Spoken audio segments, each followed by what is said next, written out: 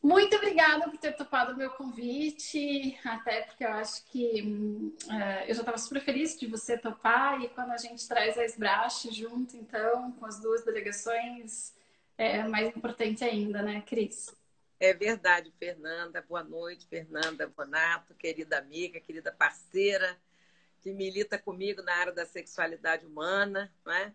É um prazer unir forças, né, em nome da nossa amada SBRASH, a Sociedade Brasileira de Estudos em Sexualidade Humana, que você representa junto aí com a Raquel Aracim, aí no Paraná, não é?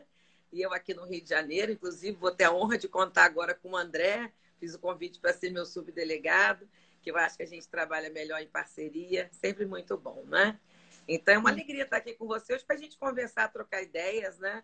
Tentar ampliar raciocínios, a gente sempre ganha quando a gente conversa. Sim. É...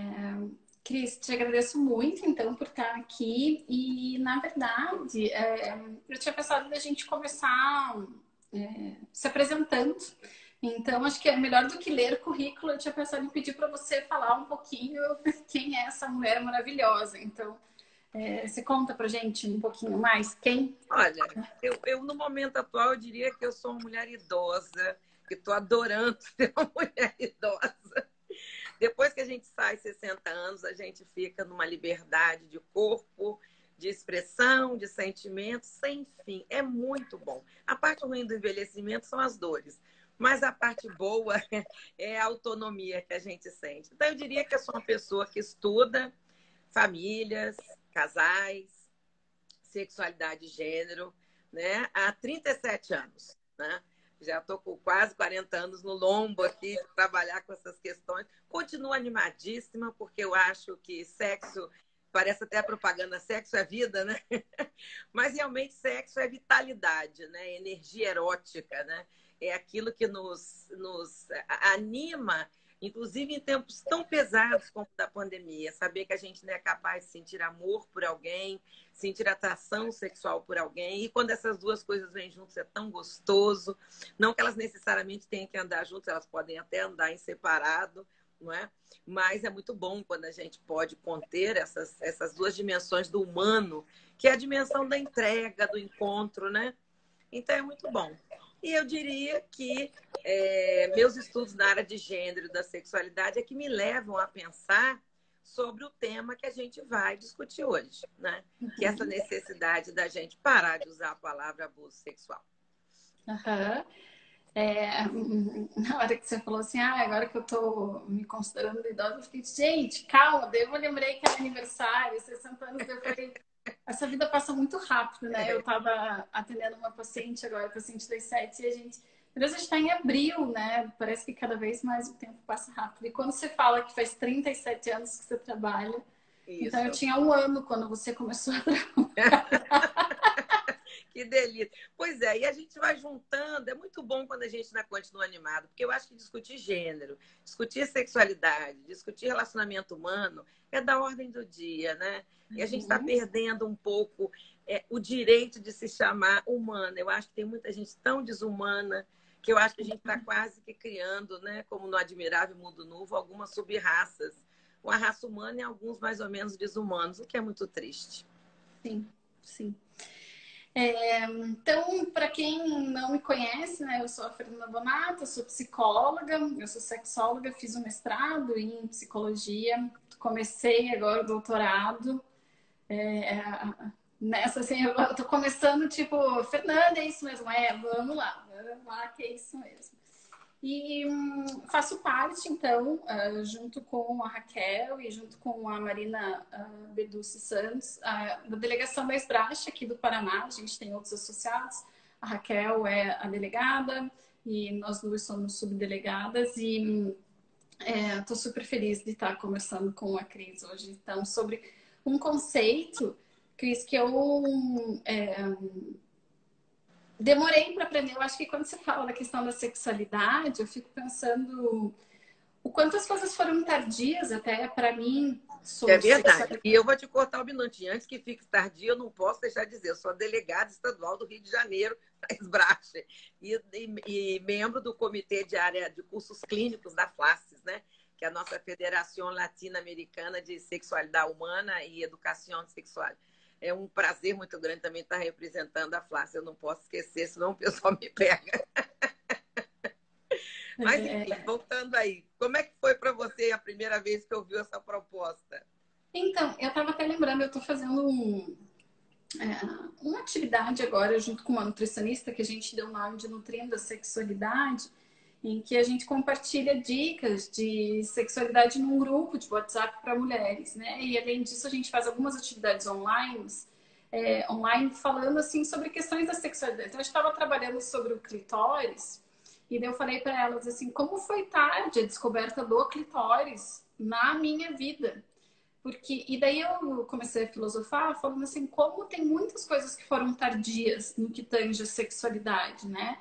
E filosofar no sentido de como é que eu sou uma mulher que desconhece o próprio corpo, como é que eu sou uma mulher que muitas vezes não teve um processo claro de educação em sexualidade, como é que por tanto tempo eu fui psicóloga e sempre falei o termo educação sexual e não educação em sexualidade, como a Mariana Braga me ensinou, né, que representa a Unesco. Então, quando eu escutei a primeira vez essa palavra ofensa sexual, eu também foi tarde, né? Então, assim, o abuso sexual era algo que eu já tinha escutado, mas a palavra ofensa sexual, não. E foi por meio de você, então por isso que, né, a gente fez essa live, mas eu acho que ainda é uma coisa que muitas vezes incomoda as pessoas por não entender essa diferença, né, Cristina? O que é abuso sexual? O que é ofensa sexual? Então eu acho que a gente poderia começar partindo desse princípio, assim, da onde que vem, né, essa palavra, essa ideia de ofensa sexual e não mais abuso sexual. Bom, como eu falei, já tem 37 anos aí na estrada, trabalhando com pessoas, atendendo clientes, ouvindo demandas, e também trabalhando em algumas áreas do serviço público. Nos anos 2000, no início dos anos 2000, eu comecei a trabalhar com álcool e drogas. E trabalhando com álcool e drogas é muito corrente a expressão uso, abuso e dependência, para falar das drogas psicoativas, lícitas ou ilícitas, né, que as pessoas utilizam, e que, usando um gráfico do Griffith, que estuda álcool, ele fala que tem como se fosse uma corrente, uma linha muito tênue da passagem entre o uso para o abuso e do abuso para a dependência, né? Eduardo Griffith, que trabalha com álcool. E eu fiquei pensando assim, nossa, realmente, o abuso é um uso em excesso, né? E quando esse uso fica tão demasiado, a pessoa se torna dependente. Um dia, eu, talvez como uma filha de professor de português e latim, e meu pai sempre me ensinou muito, a origem das palavras e a raiz das palavras, eu me dei conta, né, que a palavra abuso vem do latim abusos e significa exatamente isso, uso em excesso. E eu comecei a pesquisar em vários dicionários e encontrava isso, exorbitância de uso, uso em excesso, uso desmedido.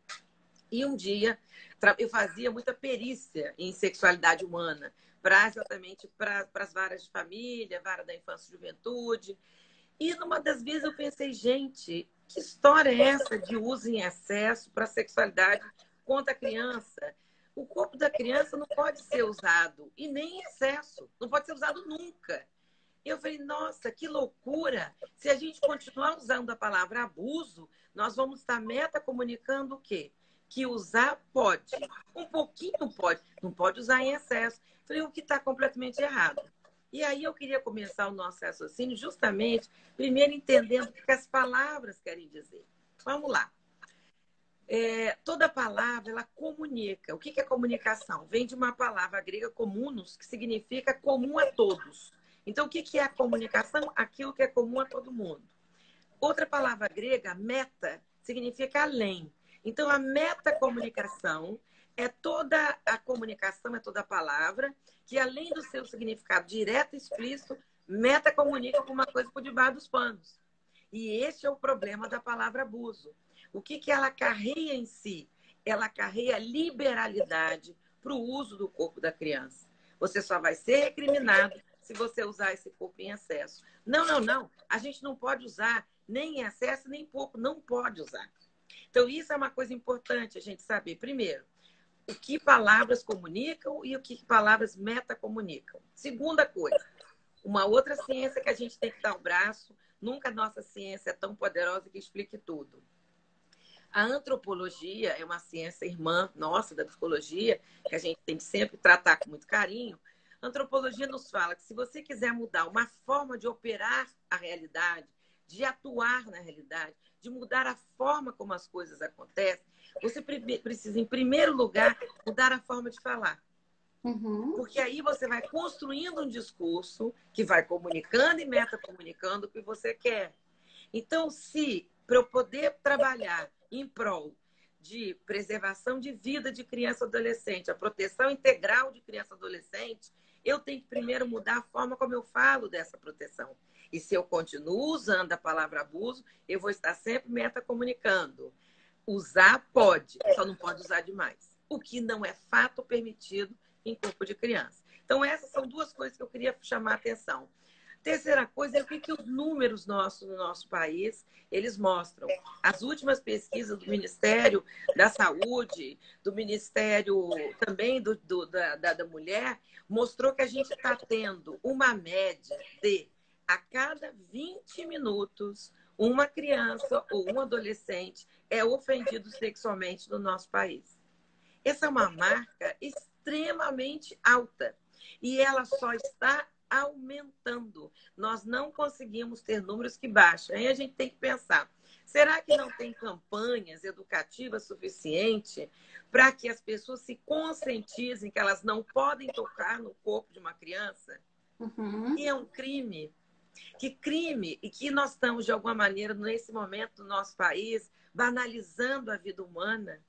Então, a gente tem que pensar que eu não posso ser a favor do crime. E na hora que eu mantenho o uso da palavra abuso, eu estou mantendo o crime de uso do corpo da criança, mesmo recriminando o excesso desse uso. Não é? Lembrar que a figura da criança e do adolescente, ela é signatária, né? Ela é protegida, né? Dentro dessa visão, no melhor interesse da criança. Isso está dentro da proteção, da doutrina da proteção integral da criança. A criança é um sujeito vulnerável, um sujeito que tem que estar sempre cuidado por todos da sociedade, não só da casa. E é justamente dentro das casas onde ocorre o maior caso de número de ofensa sexual, né? E nós temos mais um agravante, além dos números que sobem. O atual governo impediu que se fale, que se discuta sexualidade dentro das salas de aula. O projeto da Escola Sem Partido pretende banir a discussão tanto da palavra gênero, que nem pode ser usado, e também a discussão sobre sexualidade humana. Ora, minha gente, como é que vai ser? Tinha um programa do Ministério da Educação que era para educar professores de como eles poderiam lidar com a sexualidade humana. Acabou, foi banido do Ministério da Educação esse programa. Então, os professores que não nasceram sabendo, que não são obrigados a saber tudo de sexualidade humana, aquele curso que eles tinham não tem mais. Então, eles já não aprendem mais a identificar.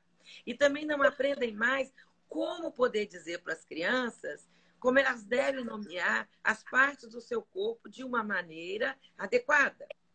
E também essa nova proposta do governo atual, que é que o locus onde se discuta a sexualidade seja a casa. Ora, se é dentro da casa o locus onde mais ocorrem as ofensas sexuais, nós botamos o lobo junto com os cordeirinhos.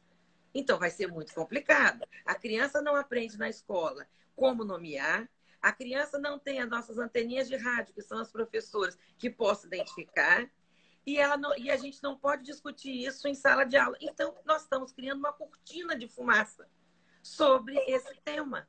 Então, a iniciativa sua, Fernanda, desse convite foi muito útil, porque nós precisamos falar cada vez mais dessa questão. Nós não podemos parar de lutar, e isso é uma luta que desde 2008, esse foi meu primeiro livro, Família, Direito, Reflexões Terapêuticas e Jurídicas sobre Infância e Adolescência, teve uma segunda edição de uma capa um pouco mais bonitinha, e depois dessa capa uma segunda edição, escrevi também esse livro em inglês, trazendo essas ideias, e um dos livros que a gente tem também esse artigo é o Manual de Terapia de Família, da Arte Média, o capítulo sobre famílias e ofensa sexual, famílias em situação de ofensa sexual.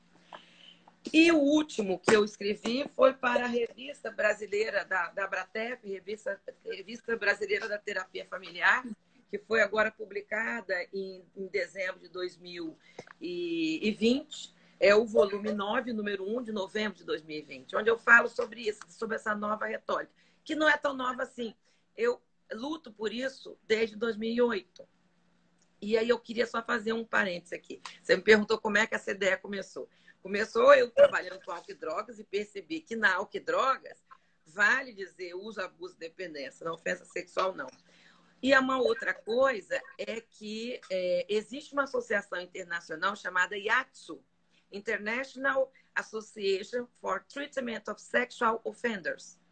Então, na literatura internacional e em associações internacionais, o termo offender, que seria ofensor ou ofensora, e offense, que seria ofensa sexual, já existe. O que eu acho que é ineditismo do meu trabalho é a explicação que eu dou. Por que a gente deve usar ofensa e não abuso? Mas a palavra ofensa já era usada, né? Então, é um trabalho de formiguinha que a gente tem que trabalhar. Qual é o objetivo disso? Proteger crianças e adolescentes, que a cada 20 minutos uma criança ou adolescente sofre algum tipo de ofensa sexual no país. Então, é o assunto que a gente não pode calar, apesar da tentativa de cortina de fumaça no tema. Cristina, antes eu quero voltar lá para o começo, mas vou começar pelo final, que é o seguinte: além, né, de toda essa tentativa de impedir que nas escolas falem, de tentar delegar para a família, que a família fale, sendo que nesses espaços familiares que acontece, eu colocaria ainda mais um gap, que é o nosso gap de formação enquanto profissionais da saúde e profissionais da educação. Então, assim, de novo mais uma tentativa de anular que a gente fale, que a gente aprenda para também falar. Porque algo que eu estudei no mestrado foi exatamente isso, a formação dos psicólogos, psicólogas e psicólogas diante da sexualidade, porque a gente vai trabalhar nas diversas áreas, na clínica, né? A gente vai trabalhar na escola, muitas vezes dentro de um ambiente empresarial, a sexualidade vai fazer parte de todas essas áreas de atuação da psicologia.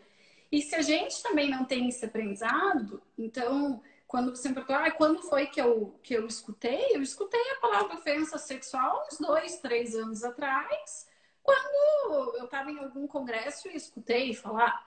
Mas, então tem mais essa lacuna, porque daí às vezes as pessoas trazem, a gente também não tem esse questionamento, né?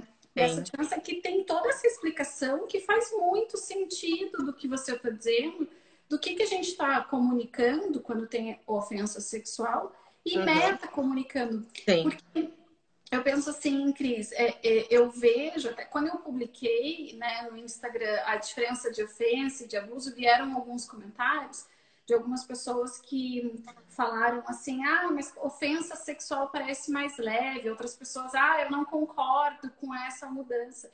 E me fez lembrar com isso que eu fiz agora há pouco, de falar psicólogas, psicólogos e psicólogos, que é uma coisa que as pessoas questionam muito. Por que agora vocês falam boa noite a todas, a todos e a todos?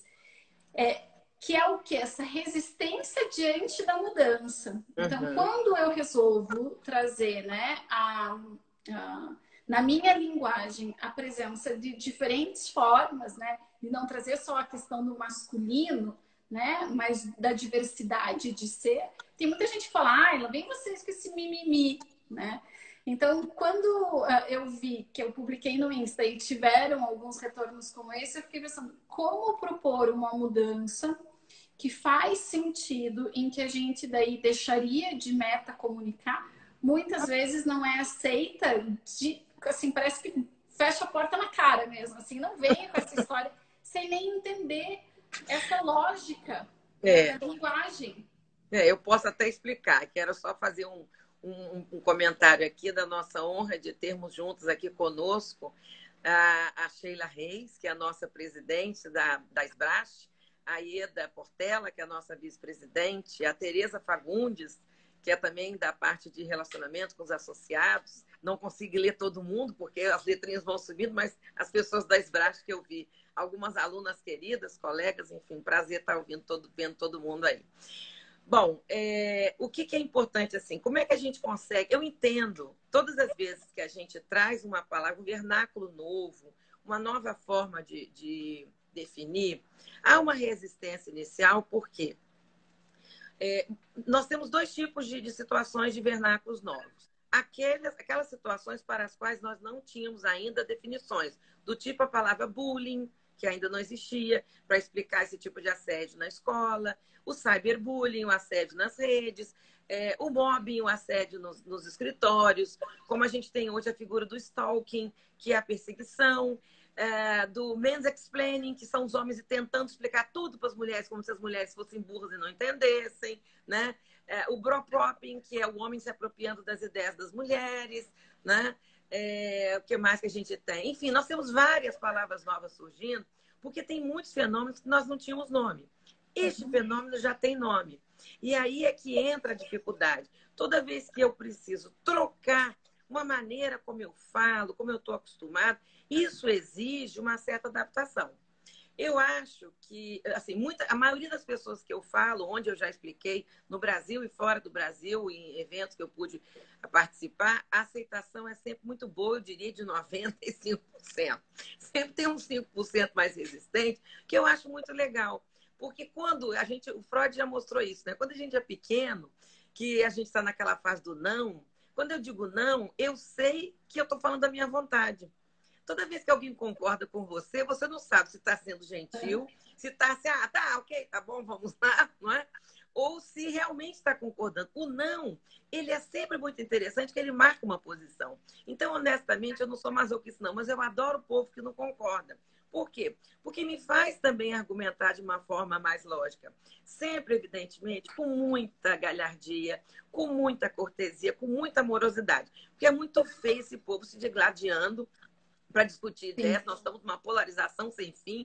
Os haters de plantão estão aí. É muito feio. Eu acho que a gente não é obrigada a pensar igual todo mundo. E eu nem estou aqui advogando que as pessoas troquem. Mais do que trocar a palavra abuso por ofensa, eu peço, isso eu peço encarecidamente, não usem mais abuso. Se não quiserem falar ofensa, digam violência sexual contra criança e adolescente. Está tudo bem. Mas abuso não. Porque abuso, nós vamos estar sendo conivente com o uso da criança, do corpo da criança. E aí, assim, de onde é que me surgiu essas ideias, né? Quando eu falo, por exemplo, fulano abusou da comida, né? Foi num banquete, foi num casamento, quando a gente podia ir. Tá, o que é abusar da comida? Comer é essencial à vida. Mas quando eu como demais, eu posso até ficar empanzinado, ficar gordo, etc. Mas eu posso, de vez em quando, fazer. Então, eu abusar é comer em excesso. Eu fui numa loja, gastei muito, comprei muita roupa. Gastei em excesso. Gastar eu devo comprar roupa, devo comprar móveis, etc e tal. Mas assim, de vez em quando, num aniversário, me dou o direito de me dar um presente maior. Então, eu posso abusar. Eu também posso dizer que eu abusei da velocidade. Era 80, eu fui a 120, estava com pressa. Não devo. Ok, de tempos em tempos pode ser numa urgência, alguém passando mal. Eu posso dizer também que eu abusei do sono. Nossa, dormi demais, perdi a hora. Tá, final de semana pode, mas durante o dia eu tenho hora para acordar. Então, se você pensar, então, alguém que abusa de comida, de bebida, não é num casamento, numa festa, você pode, abusei da bebida, bebi demais, fiquei de porre. Não é legal, mas ok, a gente entende, né? São situações ou que são lícitas, ou permitidas, ou toleradas, ou aceitáveis. Então, eu posso abusar de comida, de gasto, de dormir, de pedidos, de tempo na minha explanação, não é legal, mas eu posso, às vezes, passar um pouquinho a mais, faz parte. Tudo isso é tolerável. Quando a gente pensa em álcool e drogas também, o que é o abuso? É usar além do uso. Você começa com uso recreacional ou um uso social, e quando você vê naquela espiral progressiva do grift, você já está lá no abuso, que está na dependência, né? Então faz sentido. Mas quando eu penso que abusar significa usar além do uso, eu não posso permitir que esse uso aconteça no corpo da criança. Então, esse é o motivo principal, mas não é o único, né? Então, o primeiro motivo, a palavra abuso libera o uso do corpo, só recrimina excesso. Em termos de proteção de criança e adolescente, a gente não pode nem usar e muito menos usar em excesso. Então, já por aí já pararia. Segundo motivo, quando eu falo uso e abuso, eu estou usando apenas um verbo para designar uso, utilização, prática. Eu não estou entrando na ambiência da dor. Eu sou terapeuta há 37 anos. Trabalho na capilaridade. O que eu já vi de mulher e de homem sofrendo, até hoje, às vezes um longo período por ter sido ofendido sexualmente na infância e não trabalhado. A palavra ofensa, muito longe de ser mais leve do que abuso, a palavra ofensa fala de dor, mas especificamente de sofrimento. Esse sofrimento que a gente vê quando você senta na frente de uma criança que sofreu algum episódio de ofensa sexual. Quero dizer que o tempo que nós estamos conversando aqui, infelizmente, uma criança ou um adolescente já foi ofendida sexualmente. Terrível isso. Então, primeira razão, o abuso libera o uso, recrimina o excesso. Só. Segundo, abuso fala de uso, de utilização de corpo, não fala de dor. E qual é o problema? Quando a gente está com alguma coisa que está nos sufocando, né? Ai, né? Tá aqui, eu não consigo respirar, ou tá muito pesado, uma carga. Seu alivio é o cesso. Então, quando eu entro na ambiência do uso, cortei, não está mais convivendo com esse padrasto, com esse pai, não tem mais abuso ocorrendo. Tá, cessou o uso, mas e a dor? E a impregnação na alma? Se eu falo uso e abuso, eu não estou entrando nesse mérito. Mas se eu falo, fulano, nossa, correu uma ofensa. Então, é algo que precisa ser reparado. Então, quando eu faço essa troca, também eu estou entrando na ambiência da dor e do sofrimento. Terceiro motivo. Quando eu digo para alguém, nossa, fulano é um abusador. Se chega numa DEAN, da DEAN ele vai para um presídio, molestador de criança. Ele não é considerado como um preso como os demais. Porque até entre os presos tem essa ética. Não se viola a criança. Não é? Então, assim, até entre eles, a pecha de ser um abusador é muito pesada. Para o profissional de saúde, você vai ter que atender agora um abusador sexual. Isso já te causa uma má vontade, uma certa revolta interna, porque como que alguém consegue fazer uma coisa dessa? Só que esse sujeito, um ofensor sexual, estou usando mais masculino, porque 97% dos casos são homens, né? E, na sua grande maioria, pais e padrastos, né? Infelizmente, por conta dos recasamentos, os pais que ofenderiam seus próprios filhos e filhas passarão a ofender enteados e enteadas, né? Essa pessoa, quando nos chega para tratamento, eu tenho que acolher. Por mais difícil que seja. Por quê? Se não acolher, vai ser pior para todo mundo. Para ele, que sofre, talvez, por causar um dano. Muitos dizem, doutora, eu não consigo me segurar. É mais forte do que eu. Quer dizer, o centro regulatório do prazer e da ação, para não partir para o acting out, para a atuação, está falho.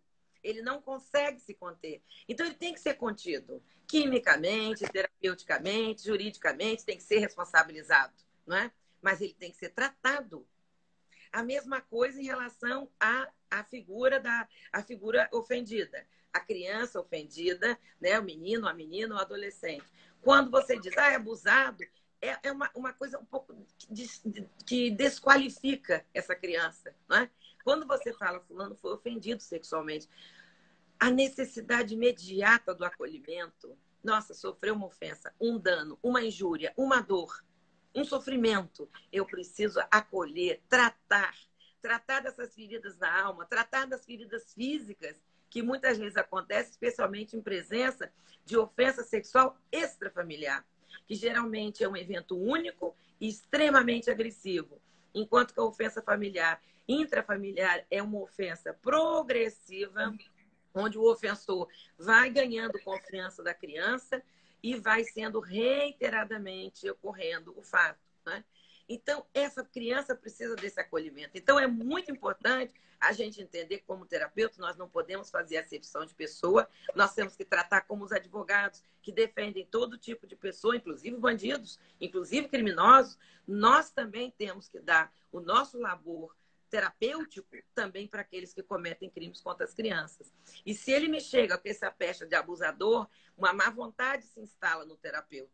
mesmo que a gente não queira fazer esse tipo de proposta. Mas olha, ele é um ofensor sexual. Ele tem que ter tratamento, ele precisa ser parado, ele tem que ser contido. E como anda a dor dessa própria pessoa que comete isso com crianças? Porque muitos sofrem. Alguns têm uma dissociação, outros não, né? Então, esse é mais um motivo. Mais um outro motivo. Quando você pega o Código Penal, o Código de Processo Penal, você encontra as palavras vítima, você encontra a palavra lesado e você encontra a palavra ofendido. Geralmente a palavra vítima é usada na lei para crimes contra a pessoa, né? A palavra lesado é usada na justiça para crimes contra patrimônio.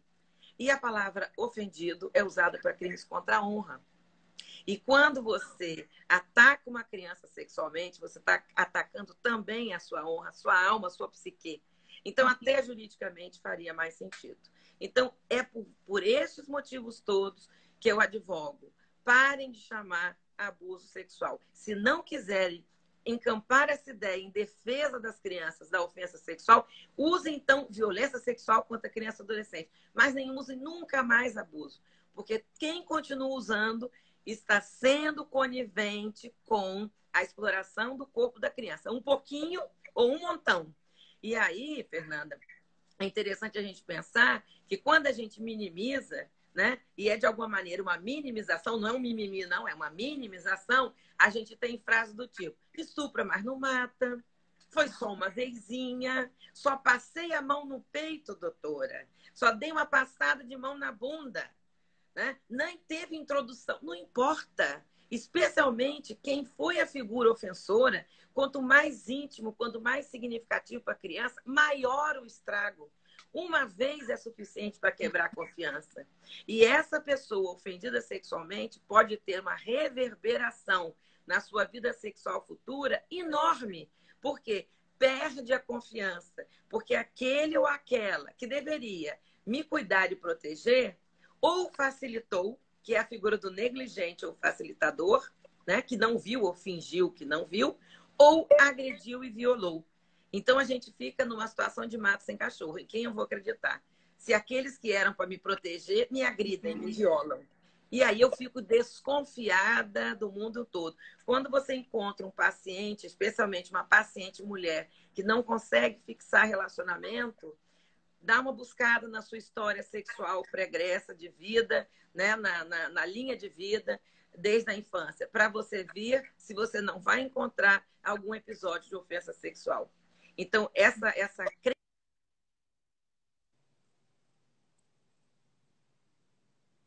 Ixi, travou um pouquinho. Cris, espera só um pouquinho que tá travando.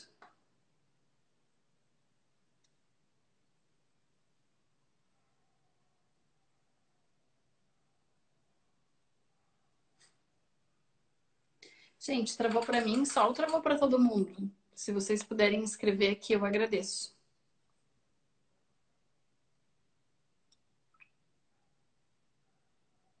Travou. Obrigada, Cláudia. Ih, ela caiu. Gente, travou aí? Travou aqui. Associação Brasileira de Tratamento de Ofensas Sexuais. Travou, travou. Eu tô desesperada porque eu quero salvar essa live. Vamos ver se ela entra de volta para ela me pedir. Que eu não vou perder isso tudo que ela falou para mim hoje. Não, gente. E não só para mim, para todo... Ai, tá aqui de volta.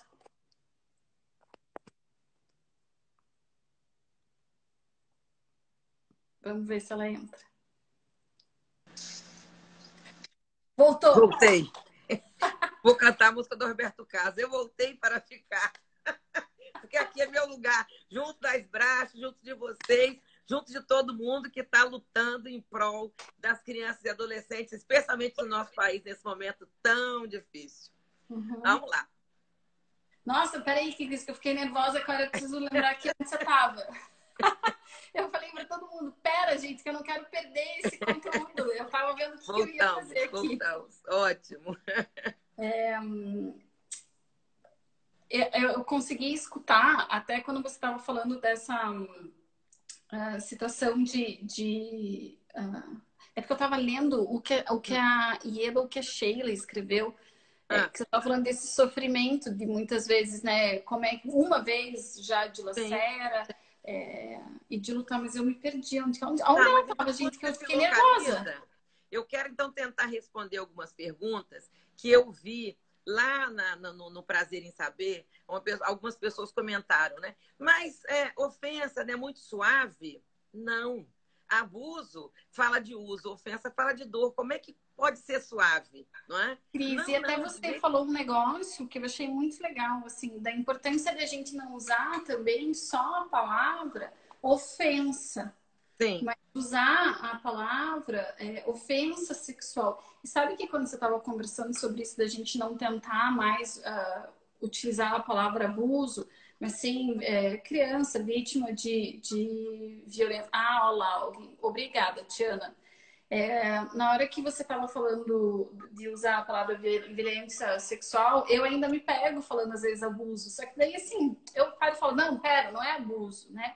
Que a gente tem um vício de linguagem. Por Sim, quanto tempo foi isso sim. que a gente ouviu? E em algum determinado momento vai ser difícil você conseguir É, mudar isso automaticamente, né? uhum, Eu vou anotar aqui onde você parou, só para você, tá. para resgatar depois, porque as pessoas estão A Tiana falando colocou aí que estava falando da desconfiança, né? isso. Que na verdade, a ofensa sexual é uma quebra de confiança. Quebra de confiança nas figuras parentais, nas figuras que deveriam cuidar, que deveriam proteger. São essas mesmas que, por um lapso, por um descuido, por uma inocência, liberam esse corpo deixam esse corpo dessa criança ou do adolescente às mãos de pessoas que, na grande maioria das vezes, são figuras familiares, na ordem pai, em primeiro lugar, padrasto, em segundo lugar, avô, tio, e aí vem primos e irmãos mais velhos. Mas geralmente são essas figuras que deveriam proteger. Então, quando a figura, a sua parental principal, te trai, não te protege, você fica extremamente desconfiado das demais figuras que você vai encontrar. É aquela história do triângulo relacional primário, pai, mãe, filho, ou pai, mãe, filha, que você vai desdobrando em outros triângulos, que se você não traz a confiança já desse triângulo primário, todas as demais relações vão ficar comprometidas. Então, são geralmente mulheres que têm relacionamentos muito, uma certa rotatividade. Você não consegue confiar fundo, não dá para confiar, né? E essa criança precisa fazer um splitting, uma divisão na relação com esse pai. Porque esse pai também é o pai que compra bife, pipoca, McDonald's, cachorro quente. Mas também é o pai que me ofende sexualmente.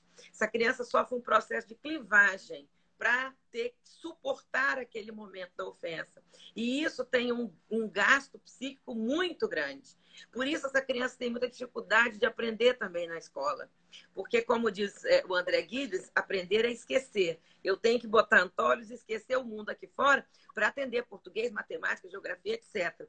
Como que eu vou esquecer se passam pensamentos intrusivos na minha cabeça das cenas, flashes, remembranças do que está acontecendo? Como é que eu vou para a escola em paz se eu sei que quem vai me pegar no final que eu estou saindo da escola é um pai que vai me ofender sexualmente?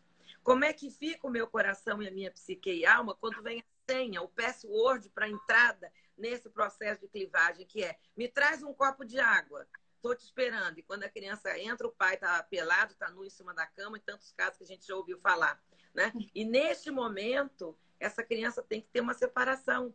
Então, é muito penoso psiquicamente essa situação. Então, em prol de salvar crianças e adolescentes psiquicamente, porque se você está psicicamente seguro, se você está estável, você consegue levar a vida, inclusive os desafios atuais. Mas se você psiquicamente está tendo que deixar um pedaço meio que abafado, né, esmagado, não pode entrar em contato com esse conteúdo que é tão nocivo, a perda para a sua vida é muito grande. A nível laboral, a nível relacional e a nível familiar e sexual. Muitas mulheres, inclusive, apresentam disfunções sexuais que são oriundas de ofensas sexuais na infância, né? Então, nós temos que realmente tentar mudar essa forma de expressar, porque ela é uma porta de entrada para a gente promover uma mudança, para que essas crianças estejam realmente dentro da proteção integral. que é o que a gente tem Isso. que lutar. E em algum texto que eu li teu, você também fala sobre essa questão da traição, que também não é uma traição só perante a criança, né? Exato, Então, exato. porque tem todo esse movimento que você está falando, assim, dessas referências, né? Ah, é um pai que muitas vezes provém aqui dentro de casa financeiramente, mas que também me ofende sexualmente. Só que é uma traição muito maior, né? É uma traição também perante a família, perante a esposa, perante a comunidade, né? Você fala um pouquinho mais disso pra gente? Tá, eu diria que a criança sofre pelo menos 4 tipos de traição. Primeiro, a traição da inocência, né?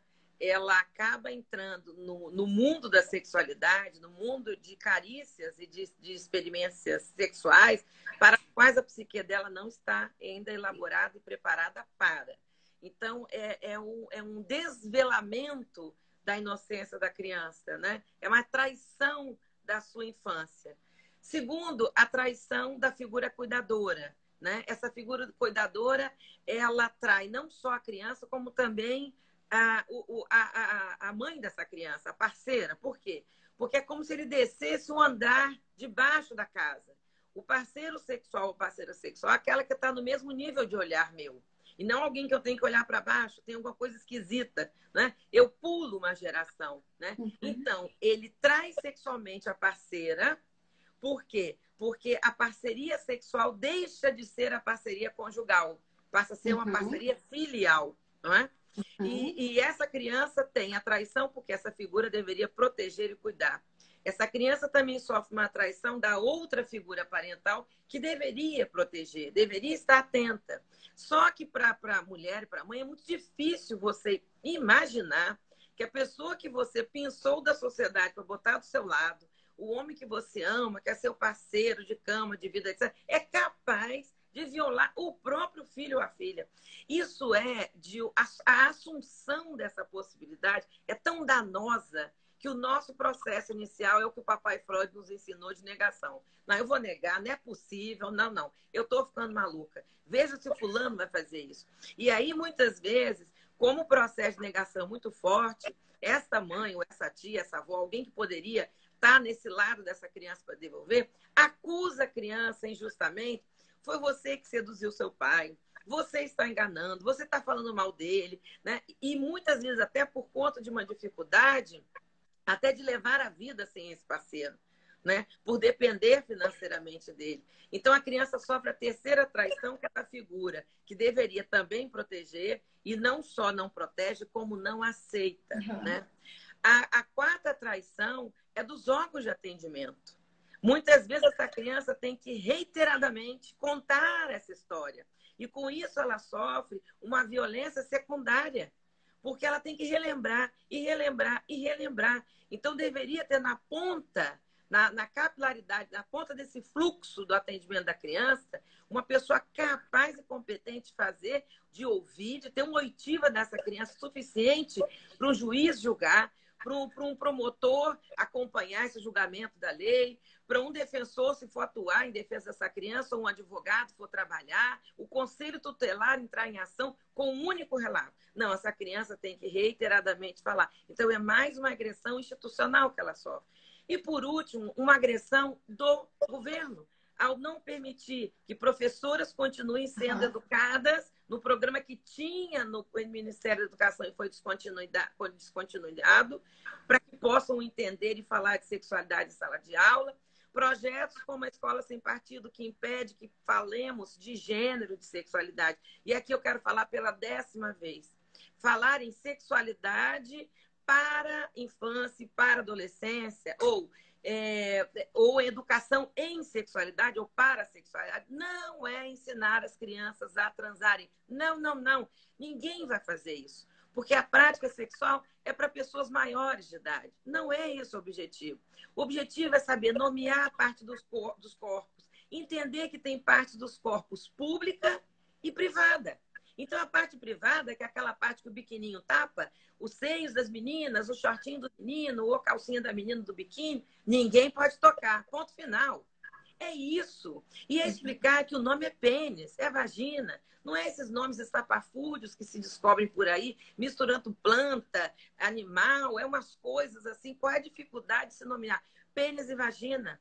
Clitóris, bumbum, que seja, bunda, ânus, qual é a dificuldade? Isso faz parte da vida. Inventa os nomes que não faz sentido. Aí tem gente que chama de docinho. Aí uma criança vai numa festa, come docinho, né? E aí o pai quer um docinho, então fica assim, esquisito. Eu não posso dar nomes diferentes, né? Até aprender a nomear corretamente é importante. Então, outra forma de lesar a criança é não permitir que se discutam esses assuntos. E mais, e para os adolescentes que têm educação em sexualidade ou para a sexualidade, quando a gente tem que entrar com a questão dos métodos contraceptivos, sim, é muito importante. Que a gestação tem que ser sempre uma escolha, uma possibilidade. Para algumas meninas, até é um fator de redenção social. Em algumas comunidades, ser mãe é um papel social digno de ser exercido. Para outras, não querem. Então, é importante ter. Agora, o que acontece com uma menina, como é aquele caso emblemático do meu estado, do Espírito Santo, que foi violada pelo avô durante, sei lá, 3, 4 anos, engravidou com 10 anos. As autoridades máximas do país queriam que essa menina tivesse esse bebê. Com que condições uma menina de 10 anos vai parir uma criança? É uma criança parindo outra criança. Isso é de uma agressividade à psique dessa criança enorme. Então, além da violação, você ainda pode ter subprodutos dessa violação, dessa ofensa sexual, que seria as ISTs, as infecções sexualmente transmissíveis, e uma gestação indesejada. Então, para que isso também não ocorra, consigamos parar antes, que é a prevenção que a gente tem que trabalhar, e deixar de falar abuso sexual e passar a falar ofensa ou violência sexual. Eu nem peço de novo para que falem ofensa, mas eu peço, por favor, não falem mais abuso.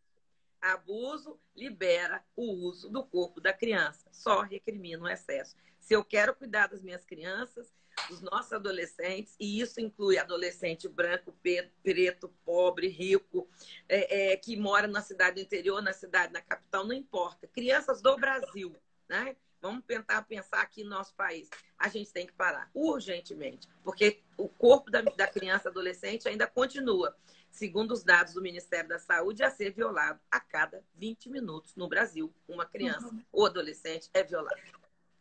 Cris, ano passado eu publiquei fiz um post no Prazer em Saber, que, nossa, foi o post, acho que até hoje eu mais tive curtida, que era um relato do Conselho Tutelar de Itaió, salvo engano, que contava que a criança tinha falado para a professora que o tio tinha comido biscoito, tinha lambido biscoito, acho que tinha lambido biscoito. A professora, e continuou dando aula. E daí passou um tempo, veio com chegou ao ouvido da escola de que essa criança estava sendo ofendida sexualmente, e daí caiu a ficha da professora do que essa criança tinha tentado comunicar para ela, né? Então eu acho que é isso, essa coisa de pessoas darem os mais distintos nomes, né? Não é só periquita, às vezes tem alguns outros nomes, então de conseguir também nomear, né? No processo de educação em sexualidade, você fala, olha, isso aqui é a tua vulva, isso aqui é teu pênis. A gente pode chamar ele de pipi, mas o nome dele é pênis. Então, né?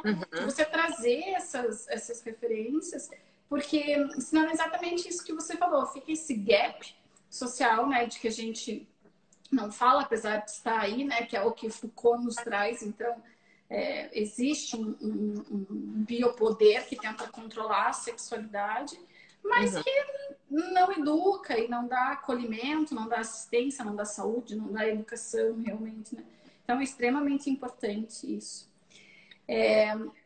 Eu tô vendo, gente, que um monte de gente mandou mensagem aqui perguntando, eu não sei se vai dar tempo da gente falar. Eu só queria voltar para aquilo que eu tinha, que eu fiquei nervosa aqui quando caiu a live, daí não sabendo se tinha parado, voltar.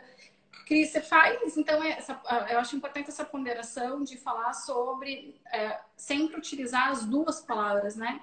Ofensa sexual, né?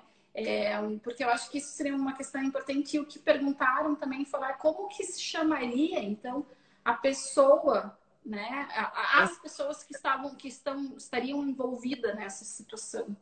Tá. Dentro desse raciocínio de que abuso, ele libera o uso e só recrimina o excesso, a gente poderia, inclusive, expandir esse raciocínio também para relacionamentos abusivos. Porque uma mulher que se encontra em relacionamento abusivo, ela não pode ser abusada, usada em excesso por esse parceiro. Ela não pode ser usada. Relacionamento, ele tem que ser sempre respeitoso, né? Ele tem que ser sempre como a sexualidade entre adultos, entre pessoas vivas, adultas e com consentimento, né? Então, assim, toda a situação que ela está passando, que ela passa do respeito, ela passa do limite da preservação do corpo físico, inclusive, e psíquico, né? Da mulher, da criança, do adolescente, ela é uma relação ofensiva, né? Então, ela pode ser uma ofensa sexual, se for numa situação de crime contra a criança ou adolescente. Ela pode ser uma ofensa relacional, quando acontece entre parceiros, né? Entre parceiros íntimos, né? E quem comete essa atitude é uma figura ofensora. Então, pode ser um homem ofensor, uma mulher ofensora, ou um adulto ofensor, enfim. E a pessoa que sofre essa violência é uma pessoa ofendida, né? Uma criança ofendida, um menino ofendido. Eu acho que essa é uma forma amorosa, respeitosa de acolher essas pessoas. De novo, são seres humanos que têm que ser, por mais difícil que seja, ambos precisam ser tratados, né?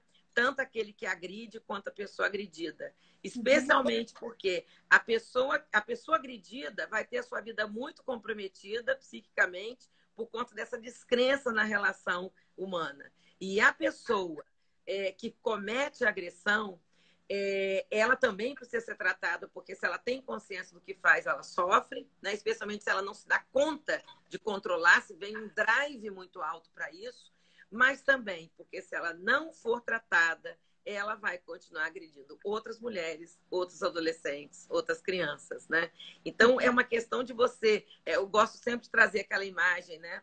De pessoas que estão... Você está na beira de um rio, começa a jogar um monte de criança se afogando, né? E você quer salvar as crianças, tira uma, tira outra, tira outra, tira outra.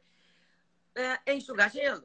Né? Alguém vai ficar tirando essas crianças do rio, mas outros vão ter que ir lá na nascente descobrir quem está jogando essas crianças. Então, quando eu proponho a mudança de parar de falar abuso sexual e, quem sabe, se com boa vontade aceitarem usar a palavra ofensa, é fechar a torneira aqui na nascente. Uhum. É parar de metacomunicar que usar o corpo da criança pode, né? E a gente vai tirar do rio aquelas que ainda estão no meio desse lamaçal, que já foram agredidas sexualmente. Então, e isso faz parte do quê? Da educação sexual para gênero e sexualidade na infância e na adolescência. Precisamos falar sobre isso desde cedo, porque as nossas bases morais, filosóficas, intelectuais, elas são forjadas na infância. Então, é muito importante que a gente explique, inclusive, a importância da nudez, a importância desse corpo que tem que ser preservado, não é? Não é essa banalização que a gente está, inclusive, em relação a crimes, né? De todo tipo de ofensa possível que as pessoas estão sofrendo, né? Nós temos que estar muito atentos a isso. É um papel cívico nosso, eu diria, não é? Olha só, diz a lenda que o Instagram aumentou a 1 hora a live. Eu não sei, eu tenho medo que isso aqui caia e que eu não consiga salvar essa aula que você está dando pra gente. Vou te fazer mais uma perguntinha, porque eu prefiro encerrar e não perder tudo isso que está aqui. A Elô perguntou, quando você estava comentando sobre essa violência que as crianças passam, né, de ter que ficar repetindo essa história, do porquê que não se grava um primeiro atendimento. Eu imagino que nem todo lugar vai ter esse instrumento, mas achei mais legal te perguntar, porque você tem mais experiência nisso do que eu. Então, não sei como que seria na prática, porque eu imagino que às vezes seja dito para uma mãe, daqui a pouco seja dito para a médica da unidade básica da saúde, daqui a pouco vai ser para o policial. Então, como poderia ser resolvido isso também, né? Uma das maneiras que as pessoas criaram na justiça foi inicialmente uma coisa que foi chamada de depoimento sem dano, mas com o tempo esse nome mudou, porque todo depoimento tem um dano, então nunca vai ser sem dano. Então passou a ser chamado de depoimento especial. Essa foi uma iniciativa da justiça muito boa, porque tentou minimizar o impacto de uma criança numa oitiva junto numa sala com o juiz, né? Então, geralmente, ela fica numa sala mais acolhida, que tem mobiliário adequado, brinquedos, geralmente uma psicóloga, uma pedagoga, uma assistente social, que fica com um ponto eletrônico, o juiz faz algumas perguntas e ela passa a pergunta como deve ser feito para a criança, perguntas sempre abertas, né? Quando você vai ouvir a criança, não pode induzir uma resposta, né? Mas, geralmente, quando chega nesse ponto, o inquérito já está instaurado, já está lá na vara. Então, muita coisa essa criança já passou. O ideal seria que no conselho tutelar ou na delegacia da criança, né, e do adolescente, né, pudesse ter sempre, geralmente tem psicólogas e psicólogos muito valorosos que sabem fazer esse acolhimento. A única questão é que, às vezes, é como se não se confiasse muito no trabalho do colega, né? Eu acho que a gente precisa dar bastante credibilidade a quem está nas delegacias, a quem está nesse atendimento inicial da criança, que possa ouvir esse relato de uma maneira mais fidedigna possível, né? Você tem que ter sempre esse local adequado, né? Também a Ieda está falando que nas delegacias de polícia tem, né? Mas o que falta, além de um local adequado, falta a cultura da escuta. Uhum. A cultura do acolhimento, a cultura de levar em consideração o que é dito e não desacreditar, não é? Uma criança que chega nesse ponto, algum tipo de ofensa ela tá sofrendo. Pode ser uma ofensa sexual, mas pode ser moral, se ela chegou nesse nível de precisar ser ouvida. E ainda bem quando chega, porque muitas vezes ela é silenciada. E é o grande problema, né? Isso causa doença. Bom, temos que encerrar, né? Temos. Cris, antes de encerrar, eu queria só agradecer a Esbrache por estar abrindo, né, essa oportunidade da gente estar conversando. A Raquel, que é a delegada aqui do Paraná, e a você, que topou, então, trazer a delegação do Rio de Janeiro para a gente estar conversando sobre um tema extremamente importante. Pelo número de pessoas que ficaram acompanhando a gente aqui, eu acho que é um tema, e pelas conversas, pelas perguntas que tiveram, é um tema que todo mundo tem muita vontade de aprender e eu acho que isso diz muito da Lacuna. Então, obrigadíssima por ter sido tão clara, tão intensa, tão profunda como você foi hoje, porque isso eu acho que só ajuda a gente a suprir essa lacuna também na nossa formação e fazer com que a gente mude o nosso papel enquanto cidadãos, né, nessa sociedade que a gente tem. Obrigada, olha, obrigada demais, Fernanda Bonato, pelo convite super carinhoso. Um beijo a todas as pessoas, todas que estavam conosco até agora. Contem sempre comigo, estamos aí na luta juntos e juntas, não largando a mão de ninguém. Ninguém larga a mão de ninguém. Um beijo. Tchau.